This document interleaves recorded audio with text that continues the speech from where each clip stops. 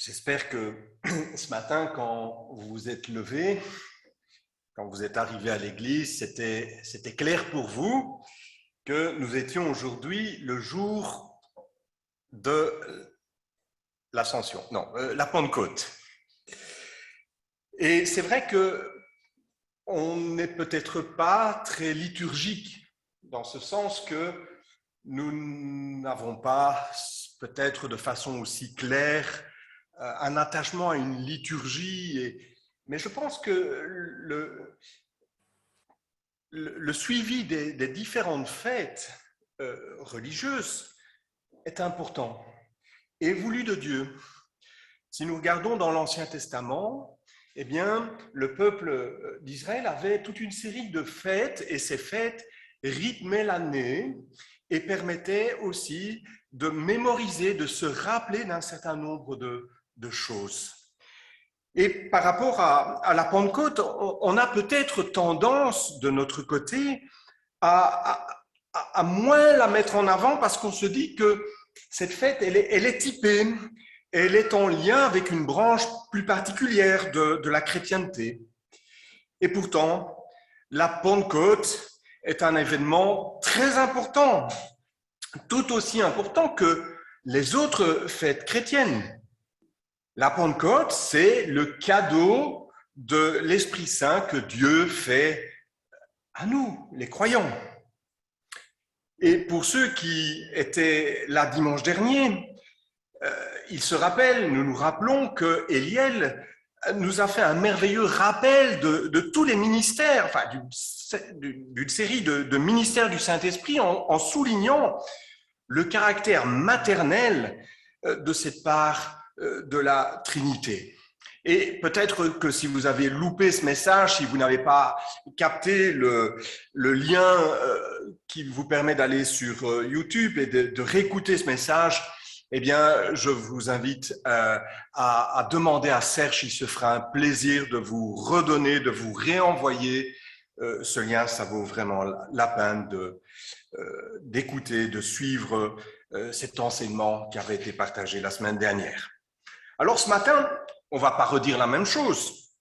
Je vous propose malgré tout de rester dans le thème et de nous arrêter sur le récit qui nous en est fait dans le livre des Actes. Un récit que certains qualifieront d'intrigant, pour d'autres de merveilleux miracles, d'autres encore d'accomplissement des promesses de Jésus, ou encore de fondateur de la période de l'Église.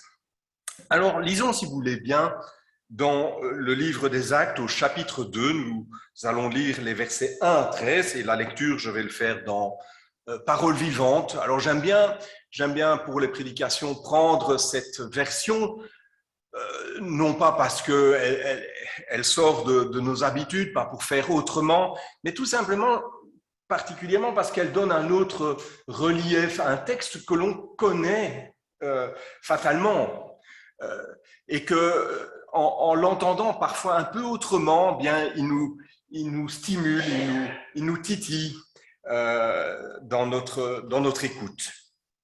Le jour de la Pentecôte arriva.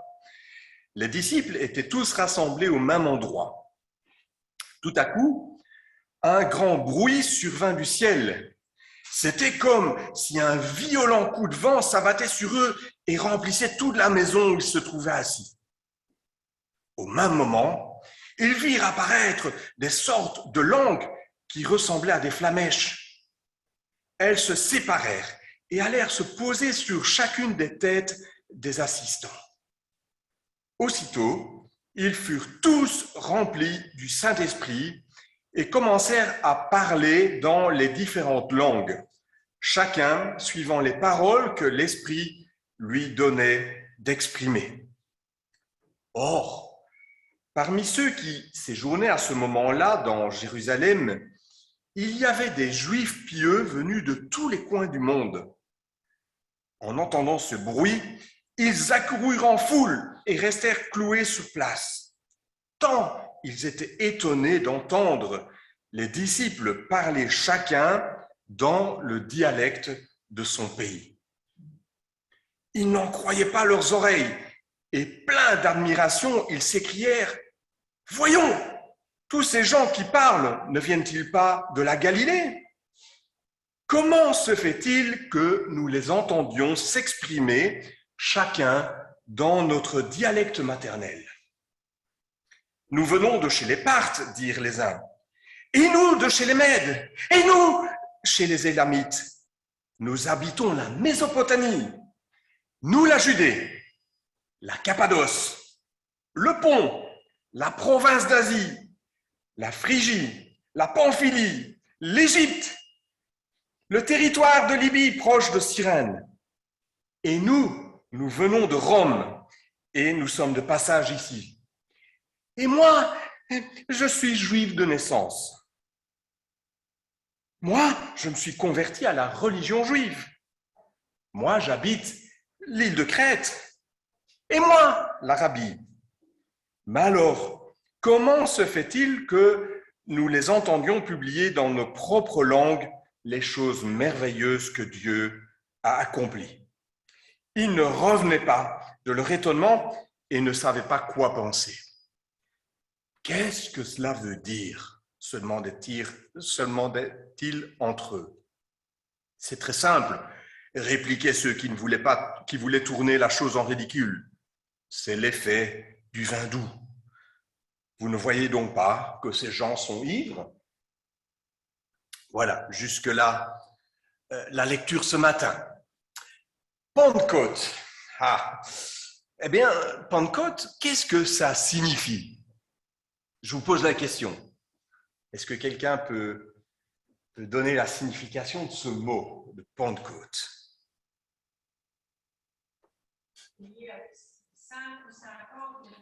Ouais, tout à fait. Ça vient du grec, pente, 5, cinquantaine. Alors, ne croyons pas que ça signifie verre. En français, on dit c'est une bonne pinte, mais ça n'a rien à voir avec le dernier verset qu'on a lu et qui parlait de vin doux. Non, c'est bien de cinquantaine qu'il s'agit. Et je pourrais dire, je pense, Dominique, que tu es dans la Pentecôte. Je le suis aussi d'ailleurs. Voilà pour la signification. Mais d'où tire ce mot son origine ? Ça, c'est peut-être un peu plus compliqué, n'est-ce pas ? D'où est-ce que ce mot de Pentecôte tire son origine ? Alors, cette fête était célébrée par le peuple juif 50 jours. Alors, pour ceux qui aiment l'émission Les chiffres et les lettres, 50, c'est 7 fois 7 plus 1. Vous voyez que ça sert quand même d'apprendre les tables de multiplication quand on est jeune à l'école. Donc, 50 jours après le sabbat de la semaine de Pâques, donc, la Pentecôte, c'est bien le premier jour de la semaine. Même si on a congé demain, le lundi de Pentecôte, c'est aujourd'hui le jour de Pentecôte. C'est un dimanche. Et cette fête trouve son origine, effectivement, dans les fêtes juives. Et elle fait même partie de ce qu'on appelle les 3 grandes fêtes, les fêtes dites de pèlerinage. Et dans la Bible, dans l'Ancien Testament, on la retrouve sous 3 noms différents. On trouve le mot « fête de moisson » dans le livre de Lévitique, si vous voulez noter, Lévitique 23, versets 15 à 22. Et on voit là que le peuple apportait son offrande à Dieu et se souvenait que la terre et tout ce qu'elle produit est un don de Dieu. C'était un temps de grande reconnaissance. Dans le livre de Deutéronome, au chapitre 16, on parle là de la fête des semaines et il est demandé d'apporter des dons volontaires en fonction des bénédictions que Dieu avait accordées. Et puis enfin, dans le livre des Nombres, au chapitre 28, on parle là des fêtes des prémices, où Dieu demande d'apporter les prémices de la nouvelle récolte. On n'attend pas que tout soit consommé, ce qui reste, on donne à Dieu. Non, on donne le meilleur, le prémisse. Alors, Bernard, j'ai une question spéciale pour toi. Cette fête liturgique juive, cette fête qui est agricole, de type agricole, elle est connue aujourd'hui sous quel nom? Dis-nous. Shavuot. Merci Bernard. Elle a été, avec le temps, mise en relation par la tradition avec l'événement le plus important de l'histoire du peuple juif, c'est-à-dire le don de la Torah. Au-delà des 10 commandements, c'est de la Torah. Il est donc intéressant de remarquer que le judaïsme et le christianisme suivent des développements historiques et liturgiques qui sont tout à fait parallèles. Et ce n'est pas anormal du tout. Si on prend la fête de Pessah, elle célèbre la résurrection du peuple par la libération de l'esclavage d'Égypte. Et pour nous, Pâques nous rappelle bien évidemment la résurrection de notre Seigneur Jésus, qui nous a libérés de l'esclavage du péché. Et puis, 50 jours plus tard, pour le peuple juif, c'est Shavuot. Il célèbre la naissance du peuple d'Israël, tandis que nous, à la Pentecôte, nous célébrons la naissance de l'Église. Pas celle de Carnière, par voie de conséquence, oui, celle de Carnière aussi, mais l'Église avec un grand E. Et je remercie celles et ceux qui ont apporté le gâteau pour faire la fête à la sortie. Merci beaucoup.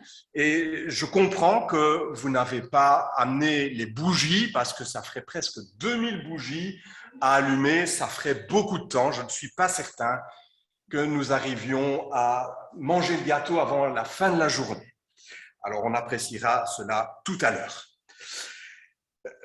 En ce jour de première Pentecôte, c'est donc une nouvelle période qui a été inaugurée, une étape importante, une étape grandiose et décisive.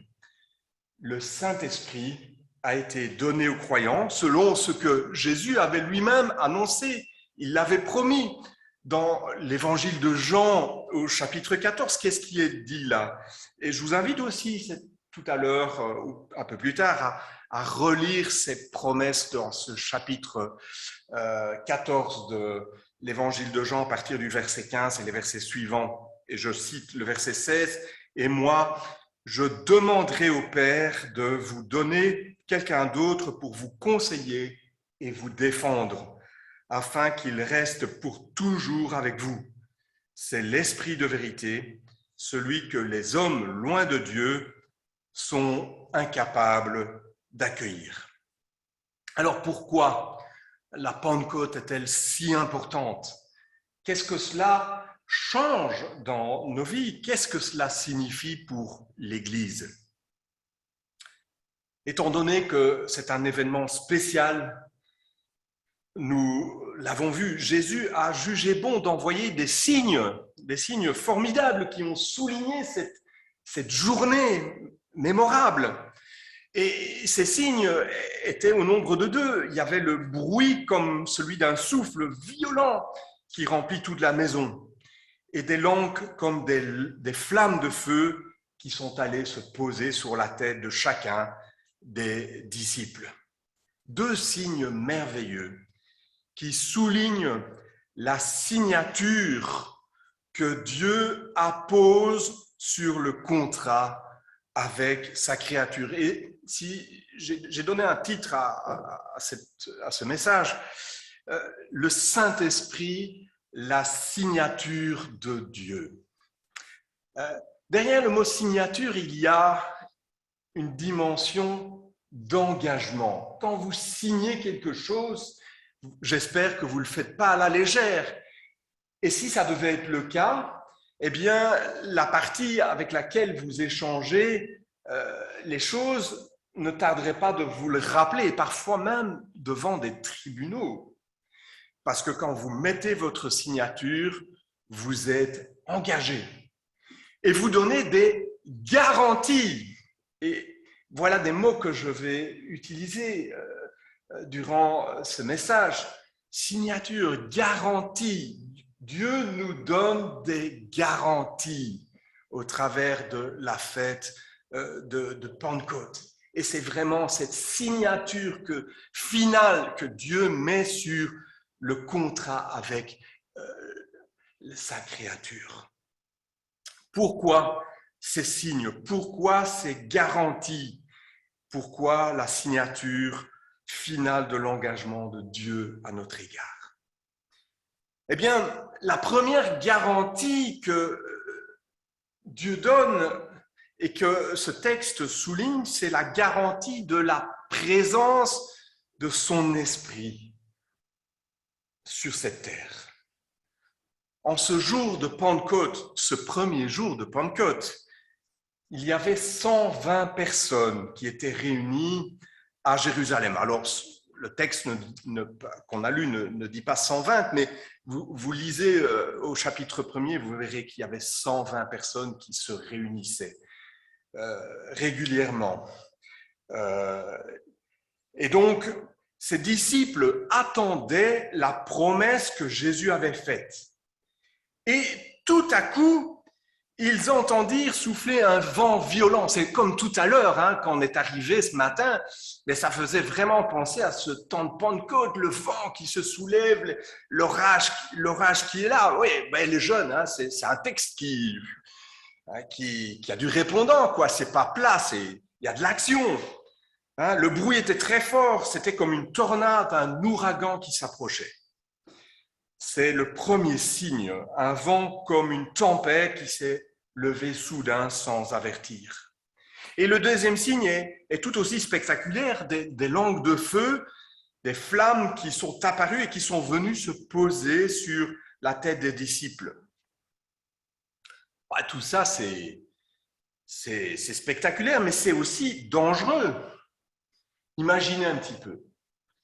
Vous êtes dans votre maison, et tout d'un coup, un vent, et on connaît ça de temps à autre, un vent de tempête se lève, les fenêtres s'ouvrent violemment, on a oublié de fermer, et la tempête envahit la maison, et des boules de feu qui apparaissent dans votre salon.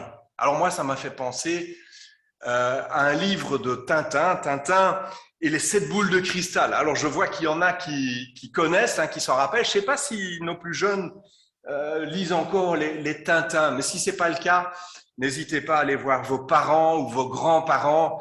Ils ont peut-être ça en stock dans leur bibliothèque.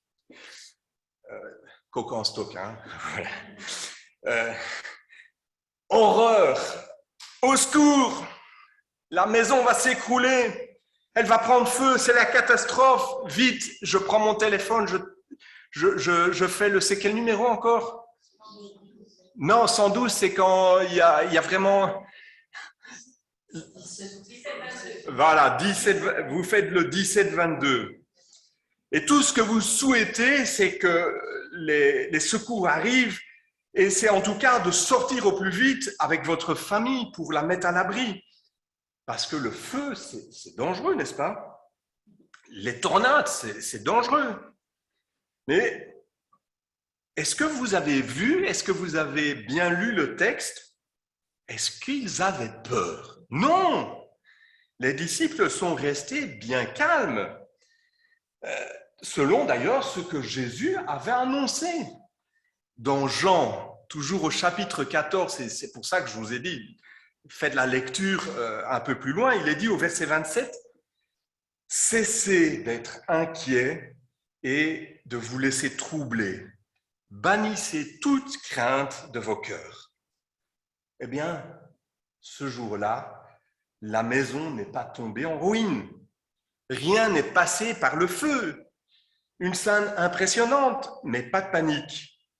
Au contraire, on voit dans ce texte que les disciples, au lieu d'avoir peur, vont être soudain saisis d'un courage qu'ils n'avaient jamais eu jusque-là. Ils se sont mis à parler publiquement et de façon certaine, avec autorité, des merveilles de Dieu à toute la foule. Les disciples ont certes été surpris, mais une fois remis du choc, ils ont compris. Après tout, est-ce qu'ils ne connaissaient pas la Bible, en tout cas l'Ancien Testament? Dieu s'était déjà servi des mêmes signes dans le passé, et c'est là où le parallèle est important. Et il faut le faire ce matin, ce rappel. Le vent et le feu dans la Bible représentent la présence de Dieu. Et quelques jours auparavant, à l'Ascension, le jeudi, les disciples ont vu justement monter Jésus au ciel. Et puis, le jour de la Pentecôte, ils voient les signes qui leur montrent que Dieu est descendu vers eux. Dans l'Ancien Testament, quand Dieu est descendu vers son peuple, c'est souvent au travers du vent et du feu. Dieu est apparu à Moïse dans le buisson ardent. Ben oui. Les arbustes étaient en feu sans jamais brûler. Une indication visible de la présence de Dieu. Et quand Israël est sorti d'Égypte, Dieu les a guidés. De quelle façon? Encore une fois, avec une colonne de fumée et la nuit avec une colonne de feu. Dieu était avec eux, tout proche, en personne pour les guider. Et une fois réunis au mont Sinaï, Israël n'a-t-il pas vu un spectacle terrifiant? Lisons ce qui est dit dans Exode au chapitre 19. Il y eut du tonnerre, des éclairs, une épaisse nuée sur la montagne. Le son du corps retendit fortement et tout le peuple qui était dans le camp se mit à trembler. Le mont Sinaï était tout enfumé parce que l'Éternel y était descendu au milieu du feu. Cette fumée s'élevait comme la fumée d'une fournaise et toute la montagne tremblait avec violence. C'était comme un volcan. Le Seigneur était descendu dans le feu et la tempête pour faire alliance avec son peuple, pour leur révéler sa parole. Au psaume 29, un psaume pour les jours d'orage, il est dit « Le Dieu de gloire fait gronder le tonnerre, la voix de l'Éternel fait jaillir des flammes de feu. » Et ce psaume se termine en disant que le Dieu de gloire et de majesté bénira son peuple dans la paix. Eh bien, cette promesse de paix qui conclut ce psaume 29 a trouvé son accomplissement en ce jour de Pentecôte. Dieu, dans sa majesté, est descendu. Il est venu bénir son peuple dans la paix.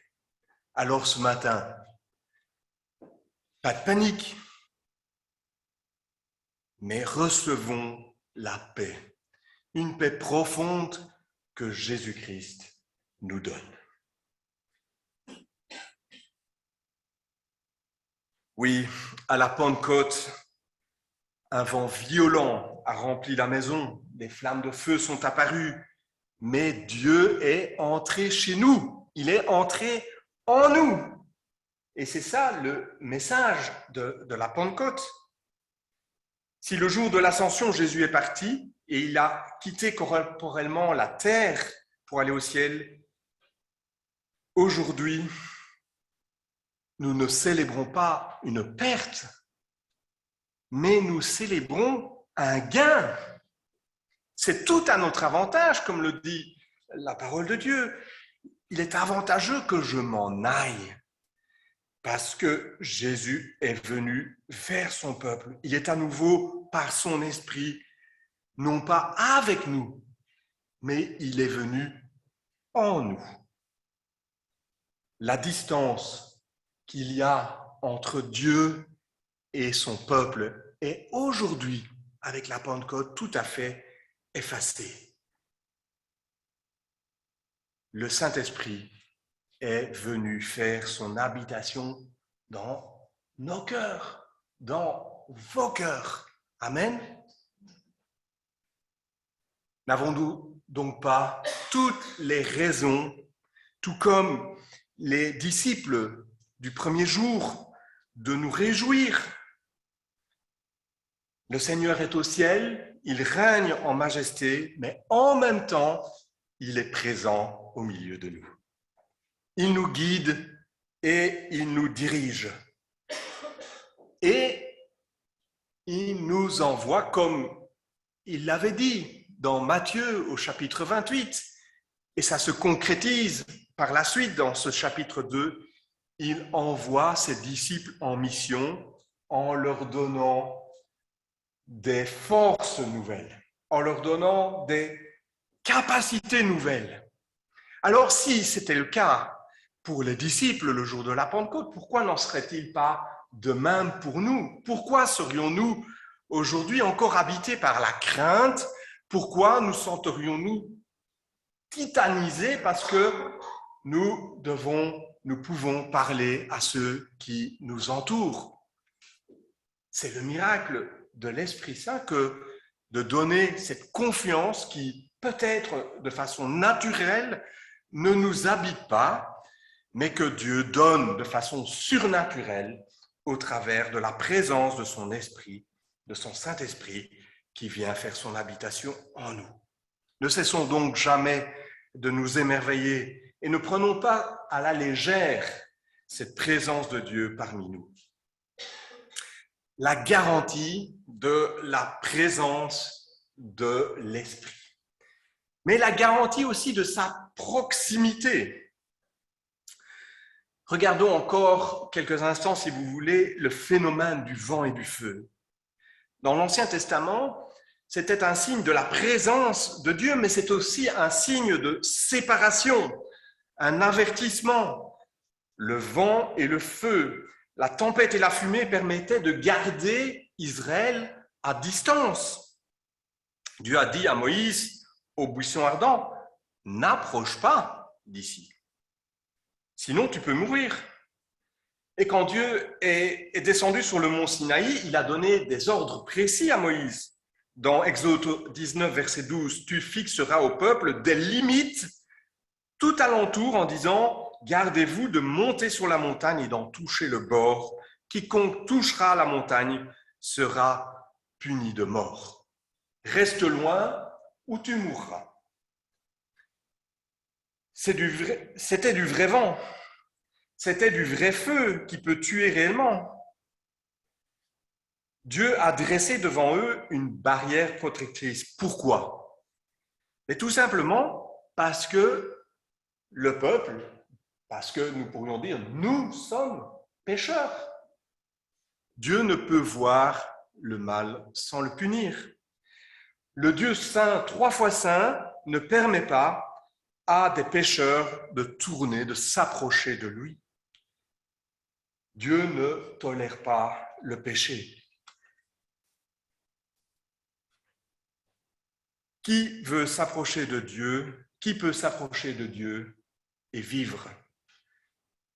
Quand on se tient devant lui, on dépend totalement de sa grâce. Au Sinaï, la scène était terrifiante et Moïse l'a bien résumé. L'Éternel, ton Dieu, est un feu dévorant, un Dieu jaloux. Ainsi, dans l'Ancien Testament, Dieu s'est uni à son peuple dans son alliance. Je serai ton Dieu et tu seras mon peuple. Mais en même temps, il fallait qu'il reste à distance. Oui, Dieu est proche, mais en même temps, il était inapprochable. L'Esprit Saint était là, présent en action, mais pas dans sa pleine mesure. On se souvient que de certains personnages de la Bible, dans l'Ancien Testament, à qui le Saint-Esprit a été donné, mais qui a été aussi retiré par la suite. Pourquoi? Parce que le sacrifice de l'agneau n'avait pas encore été offert. Et la distance devait être comblée. Le péché devait être expié. Voyons donc ce qui s'est passé ce jour de la Pentecôte. Le texte ne dit pas qu'il y avait du vent et du feu. Non, le texte dit « Il vint du ciel un bruit comme celui d'un souffle violent ». des langues qui semblaient du feu et qui se séparaient les unes des autres. Ça ressemblait, c'était comme du vent, ça ressemblait à du feu. Mais qu'a-t-il arrivé ensuite? Les 120 personnes n'ont pas brûlé, elles n'ont pas été emportées, la maison est restée debout, personne ne s'est enfui, personne n'est tombé sur sa face en présence de Dieu. Une vraie tornade aurait tout démoli, mais ces signes ont perdu ce jour-là leur pouvoir destructeur. Ce n'étaient plus des barrières qui séparent, mais Dieu s'est fait ce jour-là tout proche, plus proche qu'il ne l'avait jamais été auparavant. Et pourquoi donc?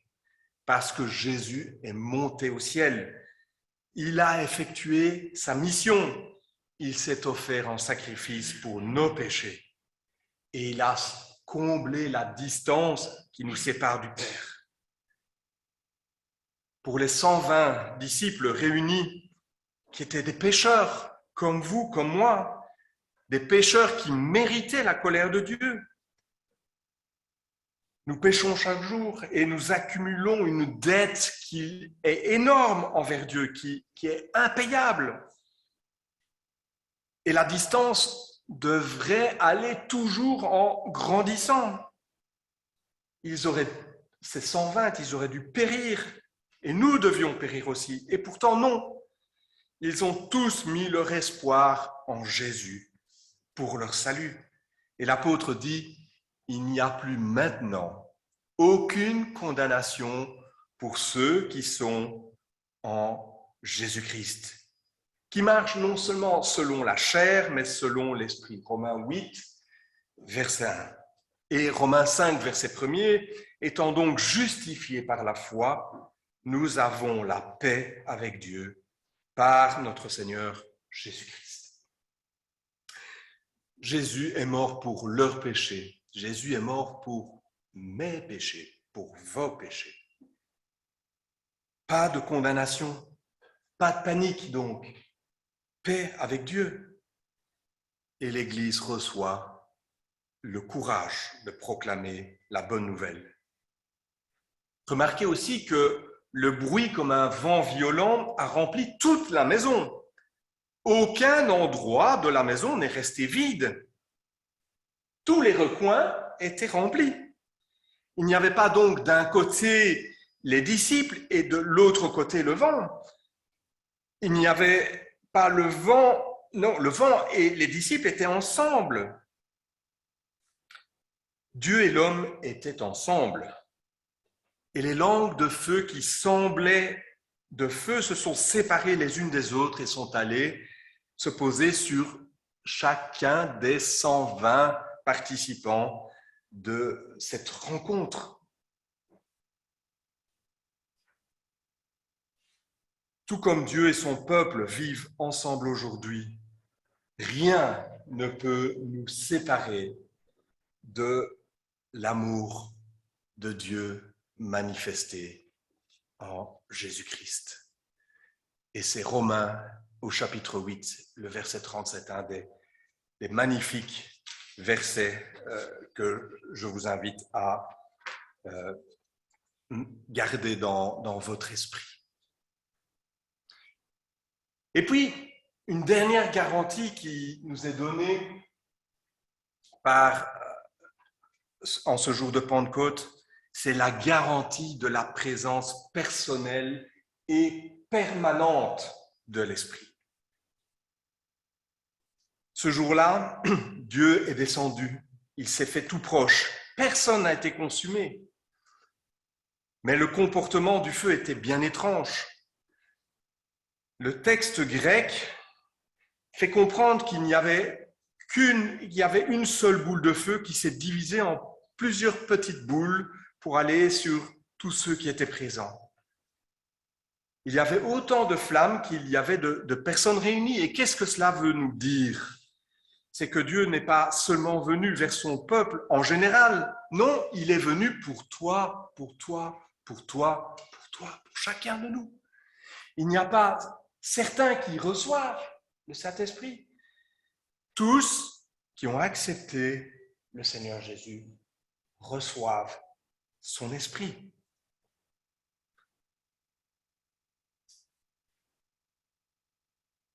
Dieu est venu vers chacun de ses enfants individuellement. Et littéralement, ce texte dit que le feu s'est assis sur chacun de ses disciples. Et c'est étrange, des flammes de feu qui s'assoient, ça veut dire que Dieu est venu pour rester en permanence. Quand vous allez chez quelqu'un et que vous pénétrez dans le salon, généralement, vous allez vous asseoir parce que vous allez rester.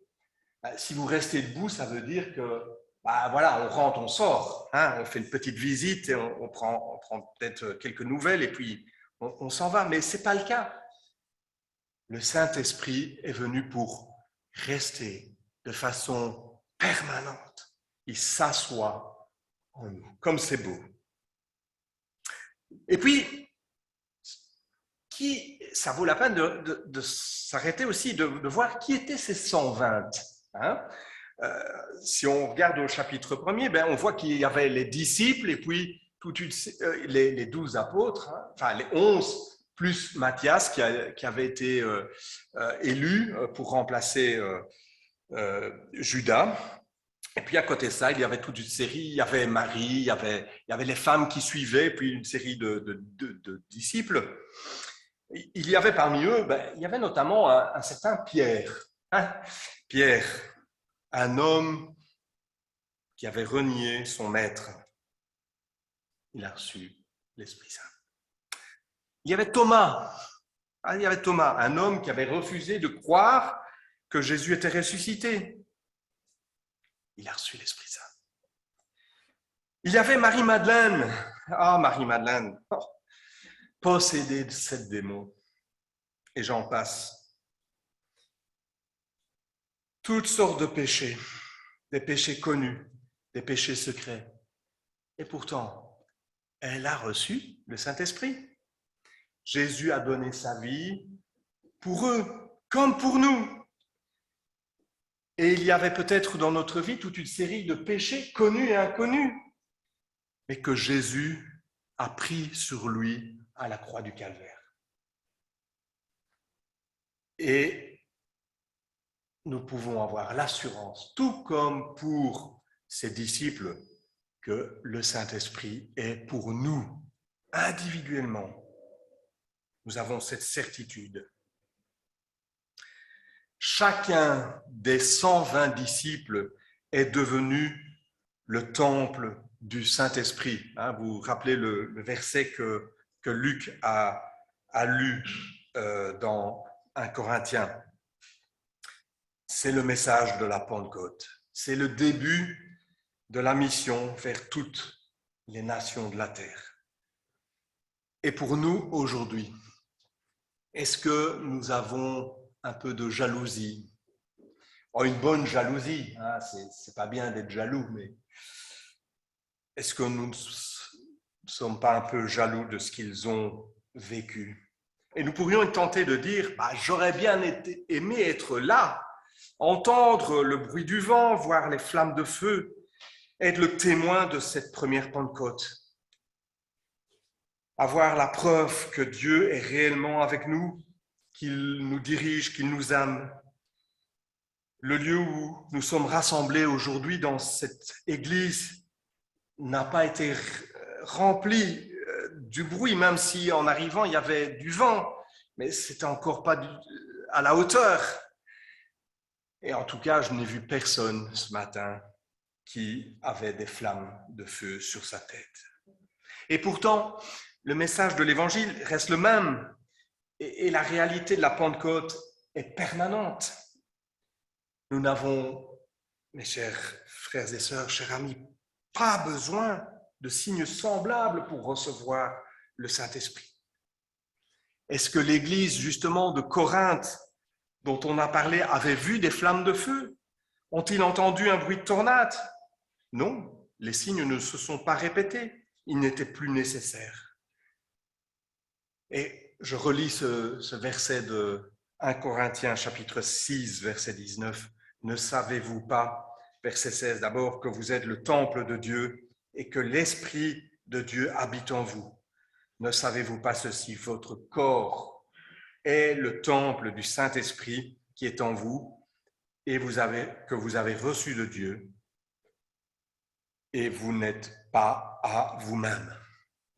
Les signes ont disparu, mais pour Paul, une chose est certaine, chaque personne, chaque croyant racheté par la grâce, par le sang de Jésus, est devenu le temple du Saint-Esprit. Nous sommes une part du temple du Saint-Esprit. Alors, en conclusion, que retenons-nous de la Pentecôte? Le Dieu 3 fois saint, trop grand pour être contenu par l'univers entier, ce grand Dieu, eh bien, il est venu habiter en toi, en moi. Nous ne sommes pas seuls. Ah, c'est vrai qu'il y a des moments où on se sent terriblement seul. Eh bien, souvenons-nous, dans ces moments de difficulté, ces moments où le doute nous envahit, ce moment où, tout simplement, le diable essaye d'insinuer que Dieu nous aurait abandonnés. Mais rappelons-nous que ce grand Dieu est venu faire son habitation en nous, dans le cœur de chaque croyant. Si donc nous cherchons refuge et protection en Jésus, nous ne serons jamais détruits. Nous ne serons pas brûlés à cause de nos péchés. Le Seigneur nous rassure et sa présence est là pour nous réconforter. Il n'y a plus aucune condamnation pour ceux qui sont unis à Jésus-Christ et qui marchent selon l'Esprit Saint. Alors ce matin, bannissons et soyons dans la joie. Nous ne sommes pas seuls. Dieu est descendu habiter en nous. Mais laissons-nous guider par le Saint-Esprit et sa parole. Cherchons sa force et sa lumière, parce que nous ne sommes pas propriétaires, nous ne sommes plus propriétaires de notre vie. Et nous ne pouvons pas faire n'importe quoi de notre corps. Nous sommes le temple du Saint-Esprit. Nous appartenons donc à celui qui habite en nous. Et nous sommes sa maison. Glorifions donc Dieu par nos corps et par nos pensées. Purifions-nous. N'attristons pas le Saint-Esprit. Il est là pour nous sanctifier, pour nous faire progresser. Recherchons, comme Paul va nous inviter, à vivre les fruits de l'Esprit, c'est-à-dire l'amour, la joie, la patience, la bonté, la bienveillance, la fidélité, la douceur, la maîtrise de soi. Nous ne sommes pas seuls à construire et à travailler pour l'Église, qui est le temple de Dieu. Le Saint-Esprit est le maître d'ouvrage. Il a donné pour se faire une grande variété de dons. Ne les gaspillons pas. Mettons-les au service de l'Église et des uns et des autres. Nous ne sommes pas seuls pour l'annonce de l'Évangile. Soyons les messagers de cette bonne nouvelle, remplie du Saint-Esprit et de plein de courage. Alors, selon cette promesse de Jésus que nous avons relue en débutant dans l'évangile de Jean, et je vais paraphraser cet évangile de Jean, chapitre 14, si réellement vous m'aimez et vous vous appliquez à suivre mes instructions, moi je demanderai au Père de vous donner l'esprit de vérité afin que vous ne soyez plus jamais seuls.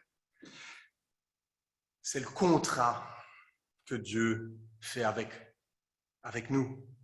Et sur ce contrat, il a mis sa signature. ce qu'il a promis, il l'a fait.